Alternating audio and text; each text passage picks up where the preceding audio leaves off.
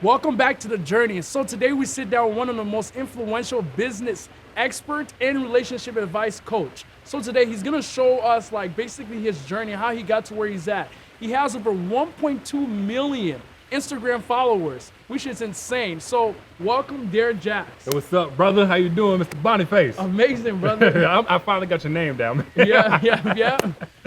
What's up, brother? So basically what we do on this show, we basically like to showcase people's journey of how they got to where they're at. Because a lot of people look at a lot of successful people and they see the success that they have today, right? But they don't understand how they got to where they're at. Right. So we really want to showcase how you got to being Derrick Jaxn, this influential guy, everywhere on social media. How did you get to this person? Like, go backtrack to high school days. Yeah. How old was you back then? Well, I'll tell you something, man. I would say the journey more so started in college, coming out of college, matter of fact. Because in high school, I mean, I didn't know anything about anything. I was just like any other high school kid, just trying to keep my 3.0 so I can get into college. I actually was a football player, football jockey, if you will.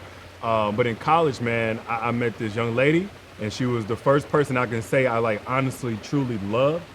And from there, like, I didn't realize that even whenever you meet the right person, it's not just going to inspire the right qualities out of you for a relationship. So I learned that the hard way, like a lot of people do.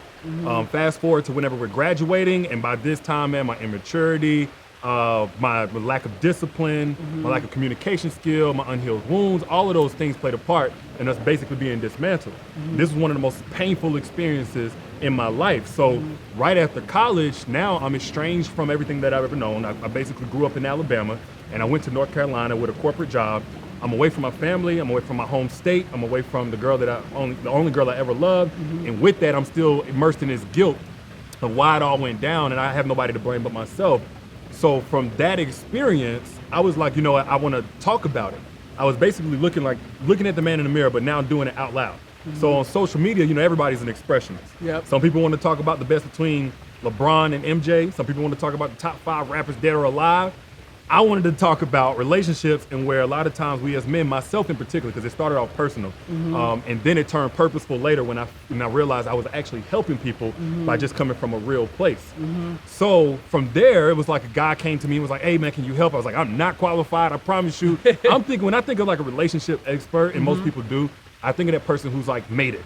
They got the marriage, they got the kids, they've been 20 years, they got the plaques on the wall, all this, that, and the other. But God is very interested, and some people don't believe in God, but I do. So God will take some of like the worst, ugliest messes, man, and make something beautiful in somebody else's life. Like sometimes your testimony could be what teaches the next person. And that's how it started. And I thought, honestly, I would inspire guys with my message. That's why a lot of times how you hear me talk, it's very brash and stuff like that. And I come at guys or whatever. I talk to guys the same way I talk to myself, and how I was able to kind of like self-improve over the years. But yeah, man, from that experience forward, I realized I was helping people and the audience chose me. But to do anything full time, you got to figure out a way to make income from it. Because at first I was like, I don't care about the income. I'm doing this from a real place. I feel so fulfilled actually helping people improve their choices in relationships. But regardless, Georgia Power don't care about that. Georgia Power don't care how many lives you change, how many thank yous you get, how many comments and shit. They don't care. Your landlord, whoever. So from there, I was like, I got to figure out how a product works, how to align a product. So that's when I started asking, like, what do you guys want? You guys want me to do a speaking tour? The first thing they said was a book. So I went from books, then I went to the speaking engagements, and then I was like, you know what? I need a new way for them to consume my messages, because I felt like my messages were great, but they weren't reaching as many people as I wanted. And at this time, I was only doing like articles, memes, and that kind of thing. So then I was really scared of actually getting in front of a camera, to be honest with you. I was very self-conscious. I mean, we can all be self-conscious sometimes, but I didn't realize how much I was until I recorded my first video, and I cringed just hearing myself talk. I was like, oh man, my voice. So it took me a while to get over that.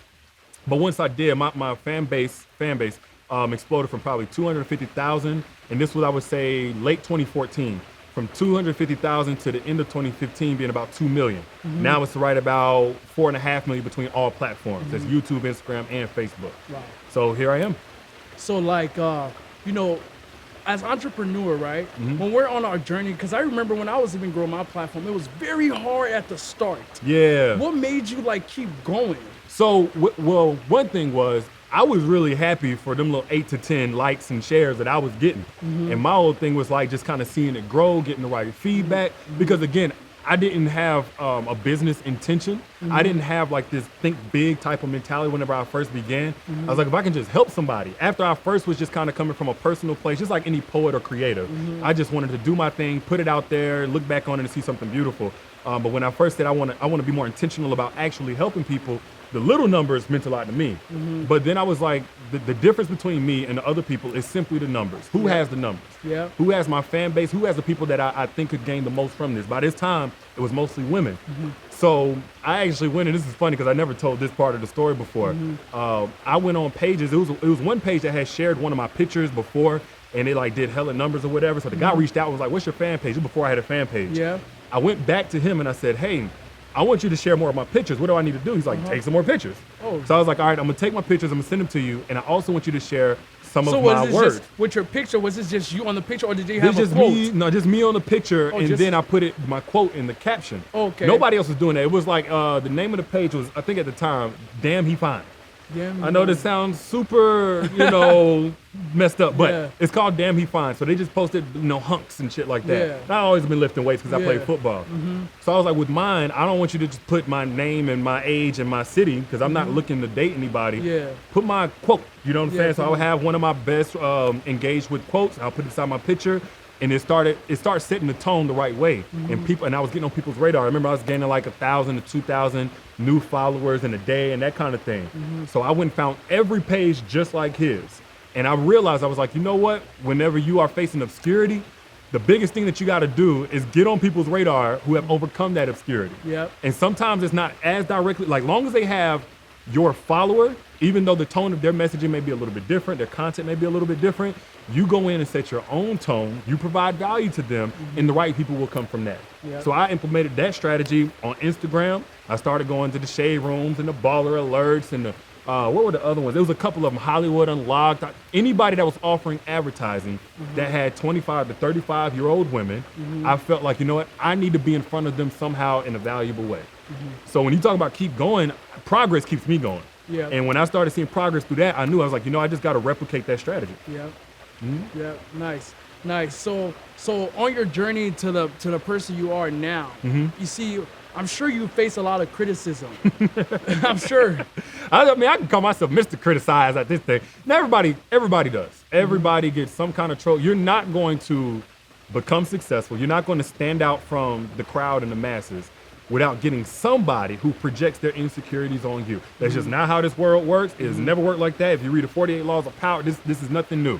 But me in particular, my message can be kind of polarizing. Not only do I like boldly challenge a lot of widely accepted notions around relationships and dating, like I was one of the first people that was like, marriage ain't everything. And I'm all a big believer in marriage. I'm a married man now, but marriage ain't everything. And I don't believe in submission. Like I challenged a lot of notions, especially when it came to men, like getting a good girl and doing the wrong that ain't lit. I don't care what rap song you heard it from. But my style of talking, it can kind of ruffle some feathers. Now that works well for social media, but it's literally, I have a great relationship with masculinity, so to speak. So men that, when I got brought up, even though I didn't have my father, I had my coaches and other mentors, and they talked to me like, they didn't talk to me like rubbing on my back, said, please stop fucking up your life.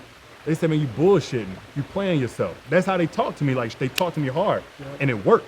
So now that I'm an adult, when I'm trying to correct somebody, whether it's my nephew or my friend or whoever, that's how I talk, and it comes from a place of love, but it can kind of stir you up, and it can offend you at first, but on the back end, there's a lesson there.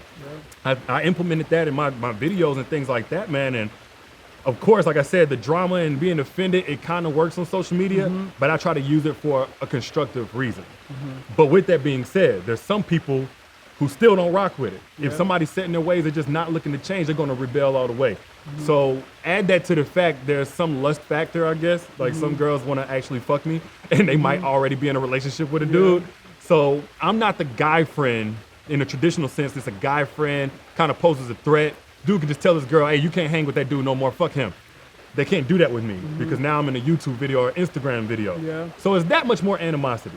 So not only am I talking hard, then I might be attractive to your girl. And on top of that, I'm challenging you to look within and change something about yourself for the betterment of your life. Oh yeah, that's really gonna piss off the insecure for sure. So hell yeah, I get, viral videos. It's a new one every other month. Now that I'm kind of a hot topic, that has its own attractive gravitational pull because people want views. I ain't mad at that. I don't respect it, but I ain't mad at it. But yeah, man, I definitely get the criticism, but once you realize what part it plays in the whole equation, you don't give it but so much attention. I actually did. I started out going back and forth because we're so used in a personal level. We're so used to people that criticize us to be somebody that knows something about us or something like that. It's really difficult to go from that to complete strangers that you don't know what they're dealing with, don't know what kind of day they had, what their money looked like, what they really pissed off at. But something about social media is broken people still try to break people. That's in relationships, and then social media gives access. So broken people from all over the world are going to try to break you, especially whenever you're on a pedestal in some people's eyes. But I realize it means this fucking much in the grand scheme of things. So it's basically like the airplane noise that we hear right now. That's criticism to me. Now there's a difference between that and objectivity from your actual fans. Because sometimes people are actually just trying to correct you. Like, hey man, you got it wrong on this one. There's a better way to communicate your point. That kind of thing I'm totally open to. And once you have discernment, you can kind of differentiate between the two. So did you let that hold you back though? If I would let it hold me back, I don't think we would be here. But did you let it be like, oh my God, this is, because a lot of entrepreneurs, what they do when they get criticized, they let that hold them back. They don't even want to keep moving forward. I think the desire to be socially accepted, it can cripple you in that way.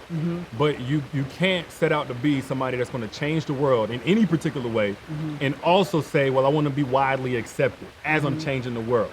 I mean, clearly you're presenting a new idea, a new way of thinking or something like that. Like, there's going to be resistance. So you got to choose one or the other. For me, I was like, you know what? I used to be one of those people that said reputation is everything. So I was all about people having the right idea of me, and like my actions being aligned with how people perceive me and all that kind of stuff. But honestly, you can't control what people think about you or believe about you, especially in this world that wants to believe anything that's juicy. Doesn't matter if it's credible or not. So with me, I did have to grow through kind of a transitional period where I looked at people talking shit and I said, no, that doesn't deserve but so much energy. And if I give it too much, it's going to take away from what I'm trying to accomplish. And again, it's about choosing one or the other. So if you just want to be accepted, damn it, spend all your weekends going out, spend irresponsibly, wear shit that people think is cool. Don't say anything outside of the status quo, and don't make any more money than what everybody else in your family has ever made. You'll definitely avoid criticism that way. But the moment you step out of any of that, the moment you start saying something that is going to challenge the status quo, the moment that you are deciding that, you know what, I want to be financially free, like for real free, not just wearing a nice watch that costs $500. No, like I want to be free. Like people are going to resent you for that. You're getting away from the status quo. So I chose getting away from the status quo and everything that comes with it. So are you the only one in your family? I'm the first one in my family. I want to say only because there are others that are on that path, but they haven't gotten there yet. Like my sister, she's been on TV before. Then I have a couple other talented people, but they're just kind of like earlier on in their journey. But definitely the first person that's made 7 figures from doing anything in my family, for sure. How did they react to you for seeing your success that you have now? You know something, man? I got the dopest unit. Some people, their family totally goes against them. Like my mom she was kind of scared. Like even my sister was kind of scared for what that meant. You know, in our community as African Americans, the successful among us, we typically have like a target on our backs. So on that respect, they was a little bit worried. And I was like, you know what, I'm only smart, and anything that happens to me, honestly, I probably couldn't control anyway, because I'm not a dummy. I'm not about to go to the hood in my Lamborghini every single day, stunting, you know what I'm saying? No shit, I'm not a dummy. But that was the only thing. Other than that, they were the first ones to buy my books. They were the first ones at my events. They'll ask, like my sister asked me questions about her business that she's starting up. So it's basically been like, you know what, like we don't want to leech off you, use you, and we're damn sure not against you, but they have a new source of information and guidance for what they're trying to do, which I love. And even more so, man, they actually resist asking me for help, even if they do need help. And I don't like that part, but that's how much they respect our relationship. So it's pretty dope. Nice. So like, I seen you start on Facebook first, right? Yep. Facebook. You started on Facebook, then you went to Instagram. Let me give Twitter their due diligence. Twitter was the first one. Okay, so it was Twitter that I was really on. I thought Facebook was for old people. Instagram was so new, I wasn't really tripping on it. I wasn't very active. But when I was in college, we used to go on these Twitter hashtag sprees, if you will. Like if there was anything popular, we would just go in on that hashtag and make whatever kind of like catchy saying. So I started out on Twitter, and I would start out doing like maybe in an hour, I would probably put out like 20 to 30 tweets about whatever was on my mind. And that was where it started. And I think I missed a day, and somebody was like, man, I really miss the Derrick's tweet spree. I really miss his tweet spree or whatever. And I was like, whoa, like people are really rocking with this. And again, it was on a love and relationship tip. It was really just challenging what we've been told as men, as young men, especially still in our prime, because all the dudes in their 50s and stuff want to settle down. But us, we're told to sow our wild oats, and that I was just challenging that. And when I realized I had something, that was kind of like the testing ground. I was like, where do I blow this thing up? Again, my first time and only time going viral at that point was on Facebook, just because of my picture. And the guy was like, where's your fan page? You're asking for your fan page. Well, I created a fan page. And then I had a blog, and I started from there. And I didn't even know how to grow Instagram for real. I think nobody knows how to grow Instagram. But Facebook was like the prime real estate, because you can just quickly share, things go viral every other day. So yeah, man, I started on Facebook with just my quotes, just my pictures and stuff like that, man, and building that up. And then I took, again, the same strategies and I implemented them on Instagram. And then when I started doing videos, I backed them up to YouTube just to have a place where people could search it. But YouTube has its own dedicated fan base. Like there's some people who rock with YouTube, don't rock with Instagram and Facebook. So yeah, man, now it's all manifested. So I remember you was talking about when you did your t-shirts, right? And you said it went viral and you had over 7,000 orders. Tell us about that. Oh man, so I've been doing, at this point, it's 2015.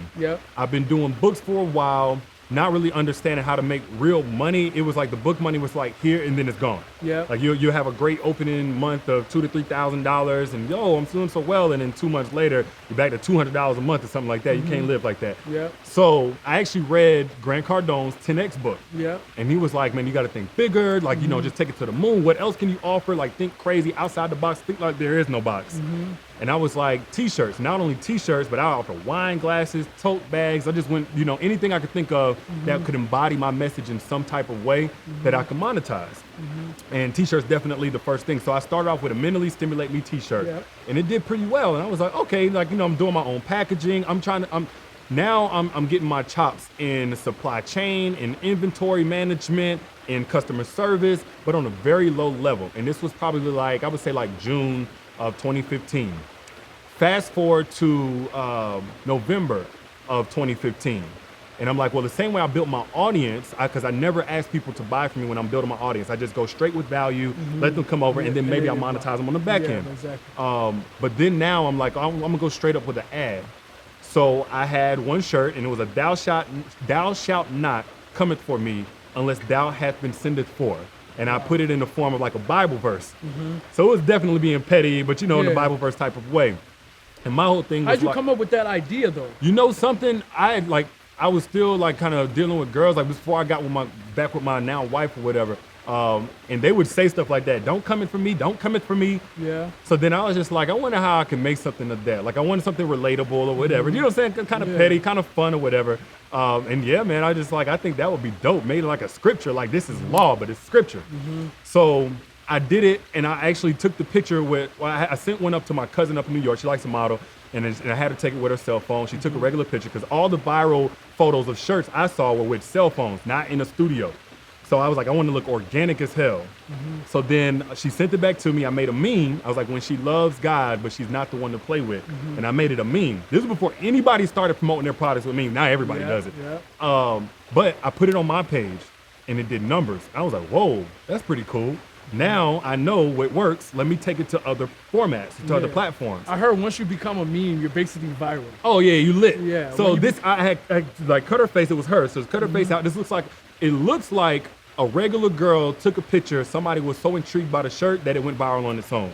I even put a filter on it because typically viral stuff has a filter on it by the time it gets to us. Fast forward, give it a shade room, goes off. Then there's this guy named Chaos Shanti.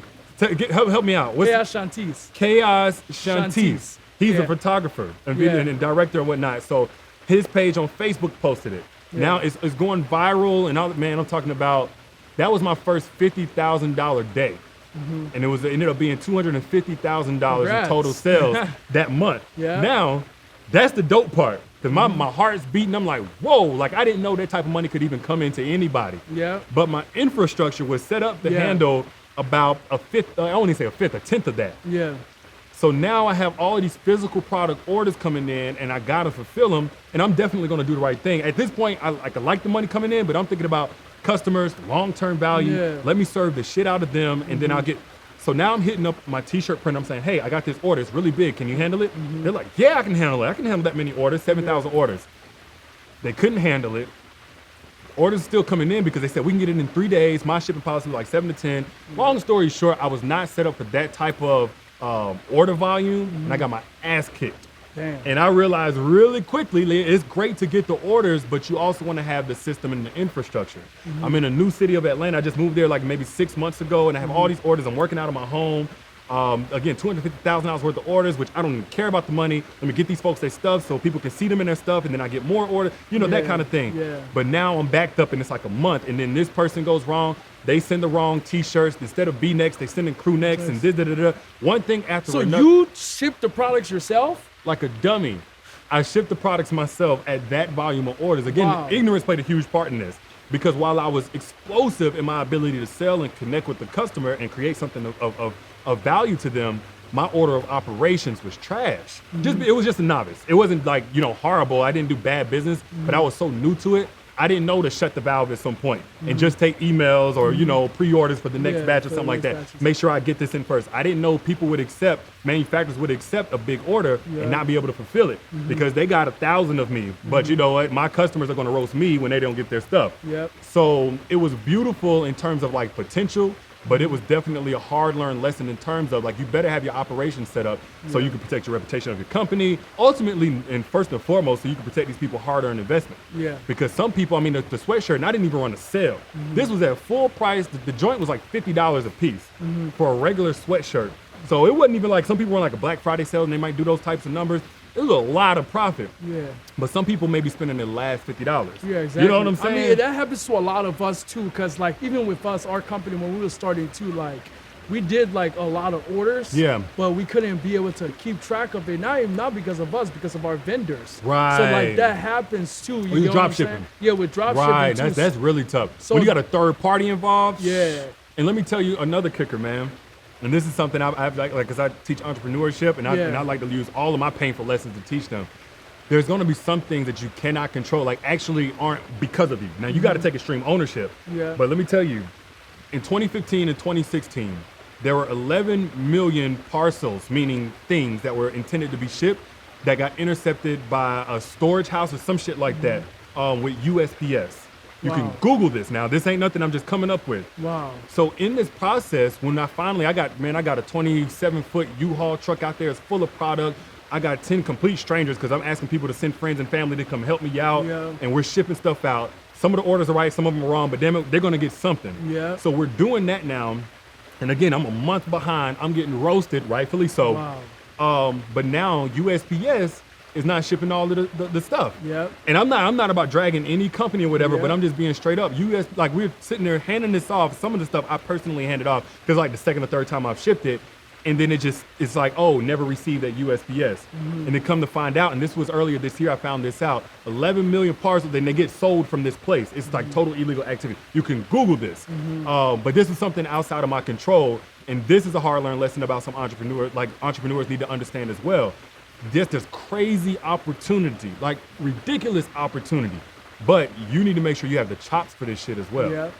And only take on what you could take on. Even if the opportunity like is flooding your way, you either need to have a mentor, because that was the one thing I was like, man, if I had somebody that already done this and was successful, I probably could have avoided a lot of this, or pace yourself. Yeah. Because some people just believe in scaling. No matter what, I'll learn it. But you know what? Whenever you're learning a lot of these lessons the hard way, you're learning at the expense of somebody else. Exactly. You know what I mean? Yeah. So I was refunding people till my bank account was negative. If they said want a refund, I'm like, I'm giving it to them. If the order was wrong the third time, I'm giving them the refund, all of that stuff. But it's still some people who spent money on me and they may have forgot about it, but it wasn't, they only had but so much money. Yeah. And that was one of the things, like that's part of the conviction behind teaching people entrepreneurship now.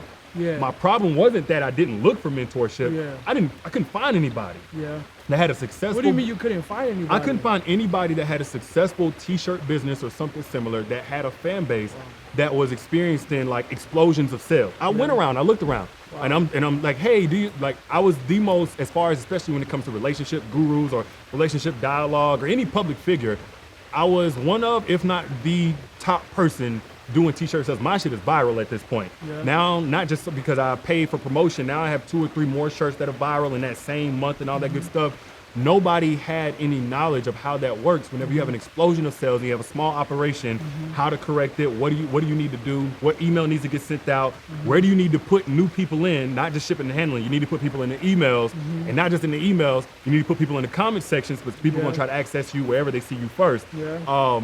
There wasn't enough access to the guidance At that time. and that's why, like, that's the conviction behind me giving guidance now. And I'm like, yo, like, some people ain't really did this shit. Like, I've done this shit. Yeah. I sat out in the car and cried, you know, all that. I'm really thinking, man, the BBB's gonna come shut me down. Yeah. Not just that, I ain't gonna be able to show my face in public. I look just like the next scammer because the end result is somebody paying good money and not getting what they paid for. I mean, like, that's because even that happened to us, right? Yeah.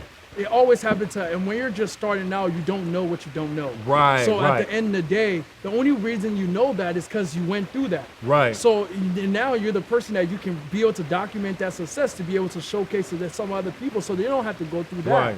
That's why it's really important when you mentoring these people on entrepreneurship is going to be really key because you went through all of that they don't have to go through because now you have the systems in place that you can be able to showcase to them. Exactly. And I think that's powerful. Exactly, it is. And I like to learn my lessons secondhand. A lot less painful, a lot less costly. So the problem was, like, we can sit here and tell people all day, do your due diligence, learn, read a book, except, but if there's not enough people giving that guidance specific to what they need, then we can't hold them accountable. Yeah. So it's like, okay, for those of us that had to learn the hard way firsthand, like, we have a responsibility to lend that information to the next person. Yep. They ain't got to be free or whatever, because I don't believe in that anyway. Not for everything. Yep. Because we got to make a living and stuff like that, and we don't want to teach people to, like, oh, you know, if you monetize your effort and the energy and the time you spend away from your family, you're wrong. Because I think that's bullshit, and we got to do away with that limiting belief. But absolutely, we need more people in position to help the next generation. That was the one thing I'm like, man, if I could go back and do it again. Some people say they don't live with regrets. I don't immerse myself in a regret, but if I look back and I say, yeah, I could have done that one. I wish I had an opportunity to do that one different as opposed to learning firsthand. And then at that point, I have built up so much value. I learned at a massive scale, as opposed to somebody who might, 3 customers this month didn't get their stuff on time. It was thousands of customers. Granted, 90% of people got their stuff eventually, but we're talking 2-month wait. Some of them 3-month waits because we didn't even know until they came back later. Some of our products, some people actually waited 6 months. Yeah, man, and it was crazy. Let me tell you something. It was like we was just learning from a learning experience. Right. So it's and that's one way to learn. And I'm not mad at any. Like, first off, there's going to be some things you're going to learn from experience. Period. Like, there's no mentor in the world that's going to tell you every single detail. Some stuff you're going to learn, but you want to minimize that as much as possible. Not only because of, like, you want to minimize the growing pains, but I'm really thinking about the people. Like, I'm thinking about legacy at the end of this. Yeah. You know, like, I don't envy anybody that has a ton of money, but they've shitted on people to get there. I don't envy them. I don't admire them. I really don't even respect them. At the end of all of this, I'm gonna get my money because I just feel like that's in my destiny. You know what I'm saying? I'm getting money now. I'm gonna get money. I'm never going back to broke. Exactly. If I do go back, I ain't staying there. You know what I'm saying? It'll take one day for the merchant to pay. You know what I'm saying? So, but at the end of the day, it's like legacy. What do my kids inherit? Yep. Because guess what? My father wasn't there. I don't have anything to inherit. Yep. And that fucking sucks. Yep. You know what I'm saying? Yeah. I had to create my own identity from the ground up. I had to believe in myself for myself. I couldn't look at my dad. I was able to look at my mom as being a strong person, but I would love to be able to look at my dad and say, you know, I'm standing on the shoulder of that guy. And he was this and he had that or whatever. So I'm thinking about that for my kids. And it's like, I don't want my kids to inherit, daddy did these people wrong. You know what I'm saying? He mishandled, he was not, nobody cares about your excuses. And that's, again, entrepreneurship will grow you in that way. It will make you stop saying, fuck the excuses. At the end of the day, I got to get this right. Yeah. I could go work a 9 to 5 and play it safe, but I chose to come into this game of entrepreneurship. I got to figure this shit out or take what comes with it. You're building value first. Right. So what would you say? Like, do you think people should build value first before they start selling a product or service? What do you think? I recommend that, especially if you have long-term intentions. Yep. And I don't really like to coach anybody or speak to anybody that has like right now, hustle, get money just for this second. But I believe like at the end of the day, like because there's so many people offering something, the winners in the next 5 to 10 years are gonna be those people who did their due diligence in building a relationship and really being like an authority, like for real. Not just, you know, the nice crib and the Lamborghini, but the people who actually put in weeks, months, years without asking for shit and was helping changing people's lives. So as I'm teaching people now, because again, like my conviction comes from a real place. And sometimes we see the opportunists who they just have no integrity. They just see a quick buck or something like that. And that you're always gonna have those people. That's just the world how it works. But if I'm recommending something because I want you to be here in 5 to 10 years, I want you to create a legacy. I want you to make your stamp on history. I'm gonna say, you know what, take this approach. For the very first year, just work on providing value. 1, you get to collect data. 2, you get to get better at your craft. And 3, you get to build trust with your audience. But in that, because this is the one thing I would change about how I did it again, in that, educate yourself on business. Find people who are killing it. If you can't find somebody that's directly related to the business that you're trying to get into, find some people adjacent with your target audience. Find out how business works. Just school yourself. Take yourself through like a boot camp for a straight year as you're providing value without asking for shit and say, you know what, how does business work once it's time to start asking? Because nothing's wrong or immoral about asking. Again, it's about building the trust up. Some people put it, man, it's like the difference between trying to fuck a girl on the first night and then actually getting to know her, you know, and you guys, you know, it's mutually beneficial by the time you want to fuck, because nothing's wrong with having sex, but something's wrong with having sex and you know you have no other intentions and this girl probably does. The people that you're going to serve, they're not here just to give you $20 today or $50 a day. They're going to give you that because you're solving the issue in their life. So just do right by that, and therefore you will deserve what it is that they're giving you, and they will go out and they will be your evangelist, and you will create a legacy. You will live well. It may take a little bit longer, but you'll keep it a lot longer too. Exactly. So let's give these guys 10 tips for them to becoming successful. 10 tips? 10 tips.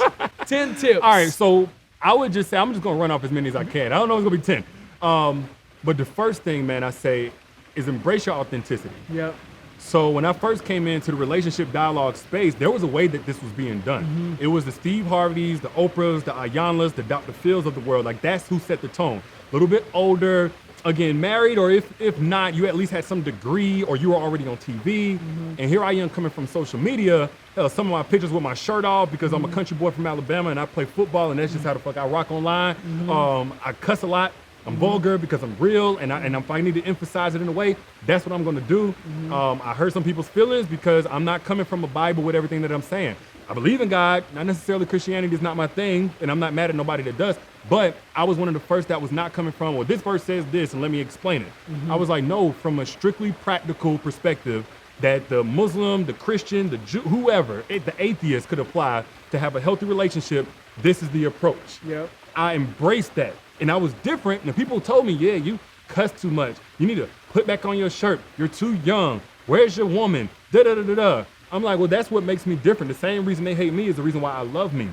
And that's why now I stick out. And now I'm even seeing some people trying to like implement a formula of mine. I'm starting to see a lot of my sons out here, so to speak. And I'm not mad at it, because at the end of the day, more positive content, the better. But embrace your authenticity, embrace your individuality is the first thing. Secondly, we just kind of spoke to it. Provide value first. Like, I didn't really realize, and even I was doing this from a real place, so thankfully I did it right. But it wasn't until I started getting testimonials from people that purchased from me, whether they purchased the book, whether they did get their shirt. And then we got that corrected within a couple of months or whatever. But the shirts, and I went on to do card games. Like, some people are coming from, again, very little money. There's just, it's tough times right now. So if you do right by that person, it can change their life. It can make them believe in business people again.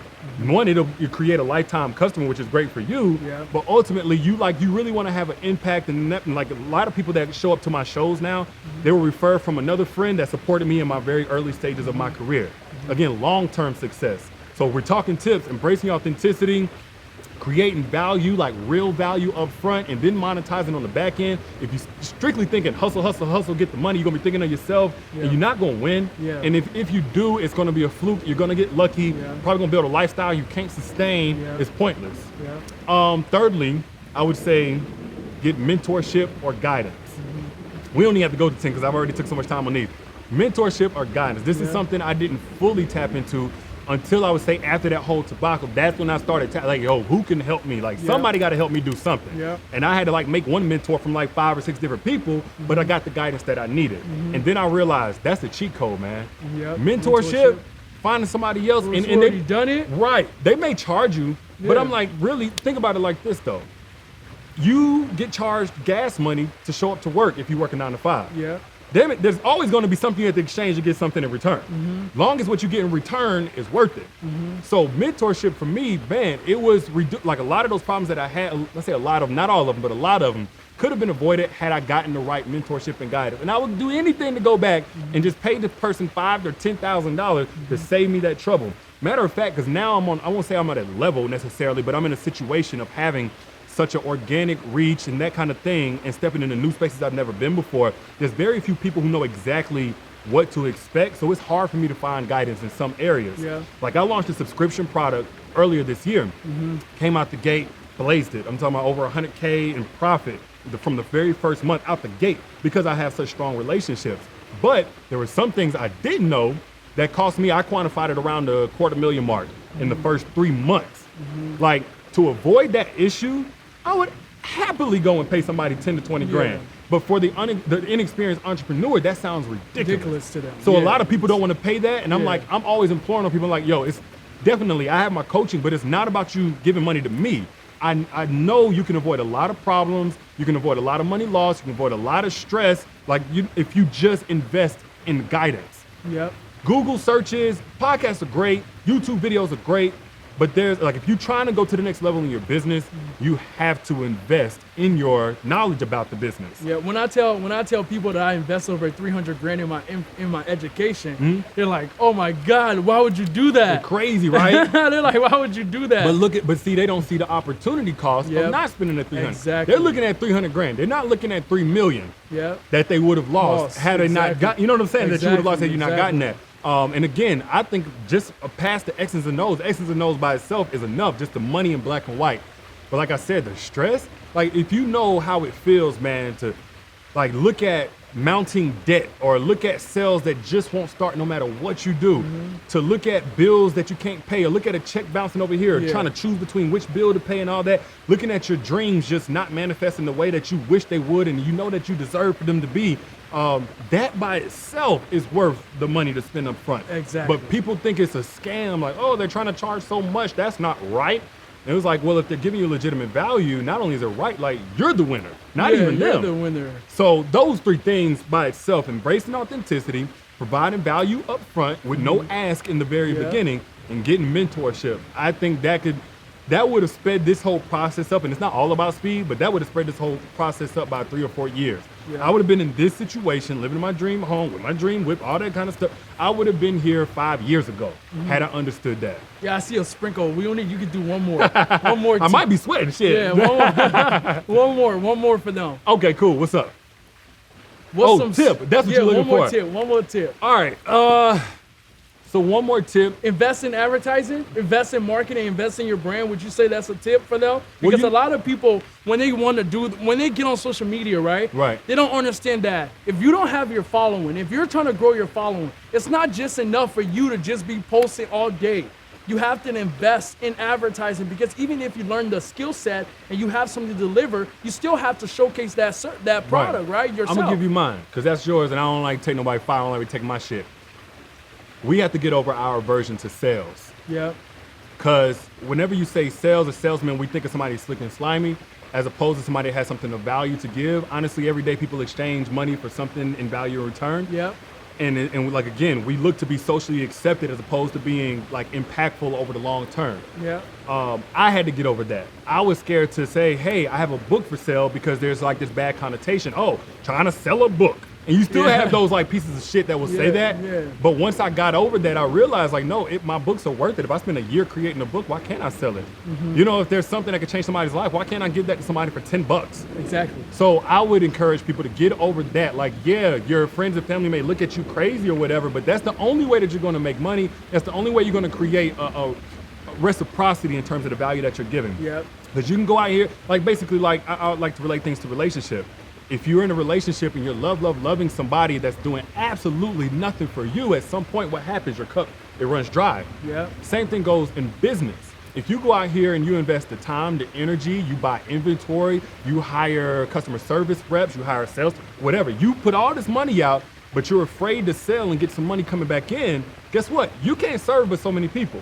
You're gonna get kicked, you're gonna get evicted, your life's gonna get shut off, and you're going to minimize the amount of people that you could have impacted had you created a system that also brought value in.